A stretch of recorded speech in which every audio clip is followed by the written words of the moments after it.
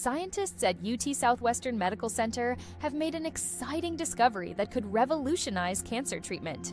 A genetic mutation has been identified that slows the growth of melanoma and potentially other cancers by enhancing the immune system's ability to fight tumors.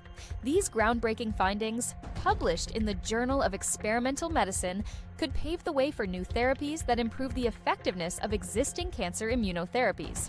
Dr. Hexin Shea, a key researcher in this study, explained, "Our findings suggest a completely new type of therapeutic target that could someday be used to suppress a wide range of cancers." Dr. Shea collaborated with Nobel laureate Dr. Bruce Beutler, renowned for his discovery of immune receptors that trigger inflammation to combat infections. Together, they are part of a team at the Harold C. Simmons Comprehensive Cancer Center, dedicated to advancing cancer research. The researchers focused on a gene called H2A, which is responsible for producing a protein that aids the immune system in distinguishing between the body's own cells and harmful invaders. Using genetically modified mice, they discovered that a mutation in the H2AA gene significantly suppressed tumor growth.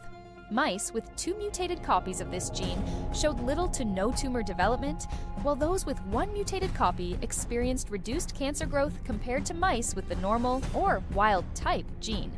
The absence of the H2AA protein enhanced the immune response against melanoma by increasing the number of tumor-fighting CD8 T cells while reducing regulatory T cells, which typically suppress anti-cancer activity.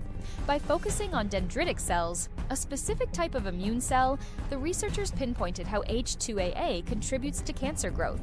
Removing H2AA from just these cells replicated the tumor-suppressing effects seen in mice with a full-body absence of the protein. To translate this discovery into potential therapies, the team developed a monoclonal antibody to block the H2AA protein. When tested on mice with melanoma, this antibody had a powerful anti-cancer effect. Its impact was even greater when combined with checkpoint inhibitors, a type of immunotherapy drug.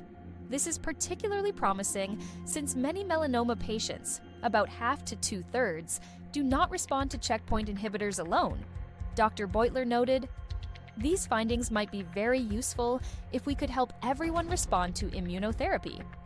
He believes that monoclonal antibodies targeting H2AA or related proteins could be developed into a standalone cancer treatment or used to enhance existing immunotherapies. This discovery could mark a significant step forward in the fight against cancer.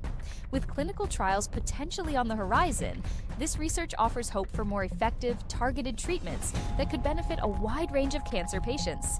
Stay tuned for more updates on this groundbreaking research and other innovations in cancer treatment.